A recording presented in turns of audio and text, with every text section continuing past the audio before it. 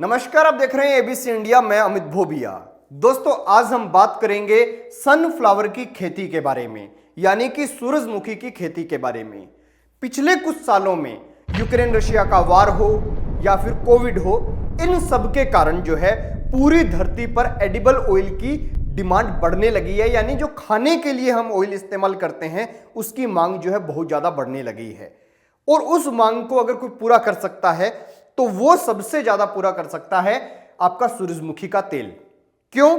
क्योंकि सूरजमुखी के अंदर 50 से 53% तक तेल निकलता है। अगर आप सरसों को देखेंगे तो ऑन एवरेज सरसों के अंदर 35 से 38% तक तेल निकलता है। तो यहां पर हम अगर देखें तो सूरजमुखी का जो है ज्यादा तेल निकलता है। इस कारण सूरजमुखी का उत्पादन जो है वो पूरी धरती पर जो ऑयल का संकट है, खाने वाले तेल का संकट, उसे दूर कर सकता है। दूसरी बात यह भी है कि किसान भाई इस सुनहरे मौके का फायदा उठाकर अच्छा खासा पैसा कमा सकते हैं, क्योंकि सूरजमुखी की जो एमएसपी है वो लगभग 6400 रुपए के आसपास है। तो कुल मिलाकर बात यह है कि सूरजमुखी आपके लिए फायदे का सौदा है। अब इसकी खेती कैसे की जाती है यह भी हम समझेंगे, कौन सी अच्छी वैरायटी है यह भी समझेंगे, और कौन सा मौसम सबसे बेटर है। क्योंकि सूरजमुखी का पौधा एक ऐसा पौधा है जो आप पूरे साल कभी भी उगा सकते हैं, यानी इसकी खेती पूरे साल में कभी भी कर सकते हैं। लेकिन जब आप कमर्शियल फार्मिंग करते हैं तब आपको एक अच्छे वक्त की तलाश होती है, और वो कैसे ढूंढना है वो मैं आपको बता देता हूं। पूरे भारत के अंदर मौसम हमेशा अलग अलग रहते हैं, तो ऐसे में सही मौसम का चयन जो है उसको समझने का तरीका मैं आपको बता देता हूं। सूरजमुखी की फसल 120 दिन की फसल है, यानी तकरीबन 4 महीने की फसल है, जिसमें सूरजमुखी के अंदर एक कंडीशन होती है कि जब आप इसका बीज लगाते हैं तो बीज को जर्मिनेट होने में और पौधे को 6, 7, 8, 10 पत्ते निकलने में, यानी फूल लगने से पहले की स्थिति बनने में जो टाइम है उसके दौरान इसे चाहिए ठंडा मौसम।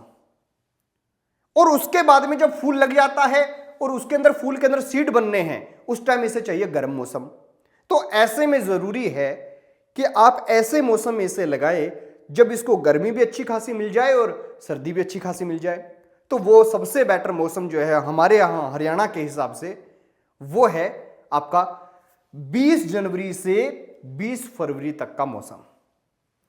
इसमें अगर आप लगाते हैं 20 जनवरी से 20 फरवरी के बीच में अगर आप लगाते हैं तो आपको ये बहुत अच्छा उत्पादन देती है। और उसका एक रीजन है कि फरवरी और मार्च का महीना आपको ठंडा मिल जाता है, और उसके बाद में जब इसको फूल लगते हैं तो अप्रैल और मई पूरा गर्म मौसम मिल जाता है।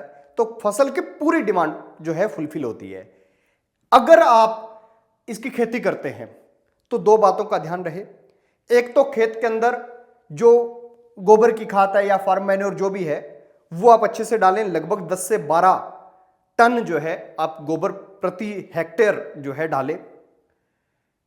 सीड की अगर बात करें तो आप इसे किसी भी विधि से लगा सकते हैं, लेकिन सबसे अच्छी विधि जो है ज्यादा उत्पादन लेने वाली वो ये है कि आप छोटी छोटी मेड़ें बनाएं, यानी बेड बनाएं और उन बेडों के ऊपर लगाएं। लाइन से लाइन की दूरी 2 फीट रखें और पौधे से पौधे की दूरी जो है 1 फीट रखें। इसके हिसाब से आप जो है प्रति एकड़ लगभग 2 किलो के आसपास जो है सीड डालें। अगर ज्यादा सीड उग जाते हैं और ज्यादा कंजेस्टेड हो जाता है तो आप बीच में से कुछ पौधे उखाड़ भी सकते हैं। बाकी इनका रहता है ये वैरायटियों के आधार पर। इरिगेशन की बात, जो सिंचाई की बात सबसे जरूरी है, तो सिंचाई आप इसे ड्रिप से भी दे सकते हैं, फव्वारा विधि से भी दे सकते हैं और फ्लड इरिगेशन भी कर सकते हैं। अगर आप इसे फ्लड इरिगेशन करते हैं तो यह मान के चलिए कि अगर मॉइस्चर है, क्योंकि फरवरी मार्च में तो मॉइस्चर बना रहता है जमीन में, बाद में इसको लगातार 2 सिंचाइयां जल्दी चाहिए और 1 सिंचाई पहले, यानी कुल पूरे 4 महीने में 3 सिंचाइयों से आपका काम जो है वो चल जाता है। अब रही बात कि ये उत्पादन कितना दे देती है, तो वो भी वैरायटियों पर निर्भर करता है। अगर हम वैरायटी देखें तो अलग अलग स्टेट के हिसाब से और इन चीज़ों के हिसाब से जो भारत सरकार रिकमेंड करती है, गवर्नमेंट ऑफ इंडिया का जो ऑयल सीड का डिपार्टमेंट है, डायरेक्टोरेट ऑफ ऑयल सीड, वो बताता है, तो वो है ये सब वैरायटियां जो आपको यहां पे दिख रही है। कुछ खास वैरायटियां जो अभी नई तैयार हुई वो है ये सब वैरायटियां। और इसके अलावा एक वैरायटी की बड़ी चर्चा होती है रशियन जेंट सीड करके आता है। उसके बारे में मैं तो यही कहूंगा कि ज़्यादातर उसकी देखा है मैंने कि जो लोग खुद बेचते हैं वो तो उसके बारे में बहुत अच्छा बताते हैं, लेकिन अभी तक इस सीड को शायद बड़े पैमाने पर उपयोग नहीं किया गया। तो जो भी किसान रशियन जायंट सीड को अगर सोशल मीडिया पर देखकर और उसे मंगाकर लगाना चाहे तो वो इस बात का ख्याल रखे कि एक बार आप 1-2 एकड़ में लगा के देख लीजिए। अगर अच्छा उत्पादन होता है फिर ज़्यादा में लगाइए, वरना जो है आपको नुकसान भी हो सकता है। तो जो भारत सरकार के इंस्टीट्यूट हैं या अच्छी कंपनियां हैं जो जैसे अलग अलग एरिया के हिसाब से अलग अलग सीड वर्क करता है। आपने मेरी सरसों वाली वीडियो देखी होगी, तो मैं कई बार खुलकर ये बोल चुका हूं कि हमारे यहाँ पाइनर की 45S46 जो है उसका उत्पादन सबसे ज़्यादा होता है। मेरे कुछ मित्र हैं उनके यहाँ पर सरसों जो है ये आपकी अडवांटा की, उसके बहुत ज़्यादा उत्पादन होता है। तो सरसों के उत्पादन में भी जो बीज सब अच्छे हैं, लेकिन एरिया के हिसाब से उत्पादन के अंदर काफ़ी जो है उतार चढ़ाव आते हैं।